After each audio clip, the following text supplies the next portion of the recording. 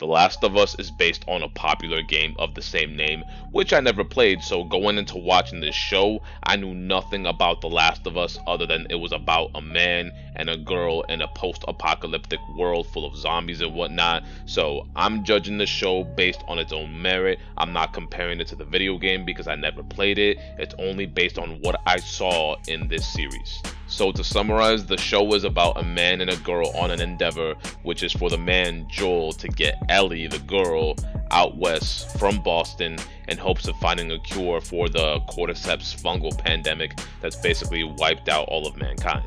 Honestly, after watching The Walking Dead for about 8 or 9 seasons, I can't remember the exact amount, but about 8 or 9 seasons in, I just quit and removed myself from the show, and I also quit the Fear the Walking Dead, which I watched 2 seasons of before I just quit because the show was horrible. But I just got so tired of it. The show was just getting worse and worse, and it felt so redundant season after season, and I just didn't want to watch another show about a post-apocalyptic world full of zombies like The Walking Dead. It just got so played out.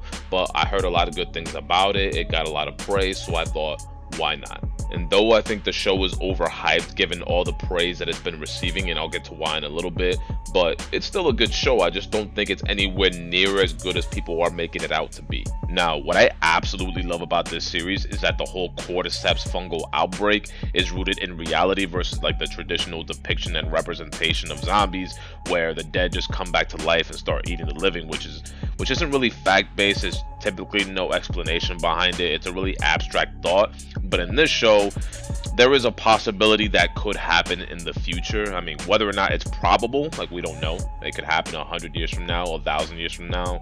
We have no idea. But it is rooted in scientific fact that this kind of thing does happen. And as Dr. Newman, the epidemiologist played by John Hannah, which, by the way, he did a very good job. That was one of my favorite moments of the entire series. He says, what if fungus, what if cordyceps, whatever, were to adapt to warmer climates and therefore become able to burrow into our brains? Like, that's a very terrifying thought. That scene went from being lighthearted and funny because they were on a talk show and the audience is laughing and everything, but once Dr. Newman brings up this hypothetical scenario that's rooted in scientific fact, not some abstract idea like dead people just coming back to life, everyone goes from laughing at whatever the TV host says, which is played by Josh Brenner. He did a very good job at going from, being funny to absolutely terrified, but everyone goes from laughing at everything he says to being speechless, because when you really listen to what he says, there is a possibility that actually could happen, and the thought is absolutely terrifying, and the way they delivered that is a masterpiece. So I gotta give credit where credit is due. All the actors, my man Pedro Pascal, who's literally in everything at this point. He's Oberyn Martell in Game of Thrones, Javier Pena in Narcos. He's Din Djarin in The Book of Boba Fett and The Mandalorian, and he's Joel in this series. He is a very great actor, and honestly one of my favorite actors at this point, like one of my favorite actors in the world. But Bella Ramsey did a good job too as Ellie. I don't know how close they were to the characters in the video game, but I mean, for what I see on screen, they did a very, very good job. But not even just them, but like all the people that didn't really have large roles, like John Hannah and Josh Brenner, like everyone that had a few moments on this show and just made the best of it.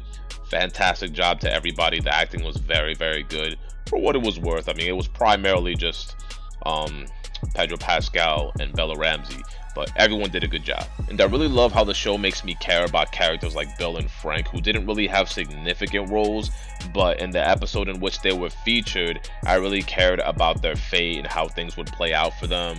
And then there's Joel's daughter Sarah and their whole father-daughter dynamic. Like, their relationship is beautiful, and even though it didn't really last long, you don't get to see it for that like a long period of time, like they still made me care about that relationship. So fantastic job to the writing. Now, I don't know how much of it is exclusive to the show and how much of it is in the video game, so can't really give too much credit to the show specifically, but still, whoever wrote The Last of Us, fantastic job. I mean, like I said, it's not a bad show. I just don't think it's worth the hype that it's been receiving, and the reason I feel it's overhyped is because they spend entire episodes, or at least the majority of them, on moments and characters that don't really drive the story forward. Now, mind you, there's only 9 episodes in the entire season, so wasting 3 episodes on things like that is ridiculous. Like the whole episode 3 with Bill and Frank. Yes, I did care for their characters. It was tragically romantic the way they had the music in the background. Like, it was a beautiful episode, it really was. However, it did not drive the story forward at all. Like, you could have taken all that out, Bill and Frank out, and just left the part where Joel and Ellie find the letter and they take the car, the gun, etc. They move forward. You could have taken all of Bill and Frank out and the story would have still played out the same. So it was unnecessary. And then the episode where they spend time on Ellie and Riley, which, I mean, I guess they were trying to add depth and trying to show how she got bit, which they didn't need to spend that much time on, but that didn't really drive the story forward either. Yes, I appreciate the depth, but it didn't drive the story forward, so it was really unnecessary. And yeah, it's only 2 episodes, not 3, but still, it's 9 episodes, so you don't really need 2 episodes or the majority of one spent on things that don't really drive the story forward.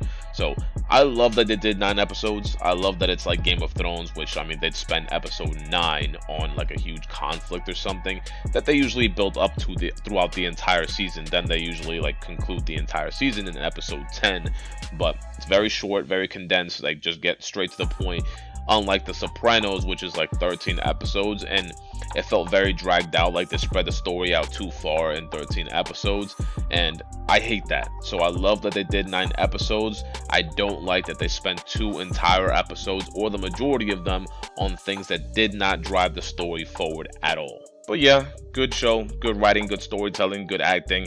I am very curious to see how things play out with Joel and Ellie and how he lied to her at the end of episode 9.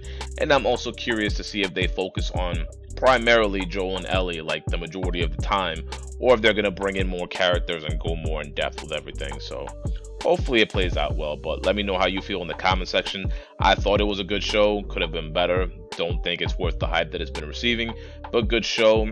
Can't give too much credit because I don't know how much of it is exclusive to the show and not in the video game, but I'm glad I didn't play the video game, because otherwise this show, I don't know how much of it would have been spoiled to me. But yeah, let me know how you feel in the comment section. If you liked the show, if you didn't like it, please hit that like button. It helps me out so much.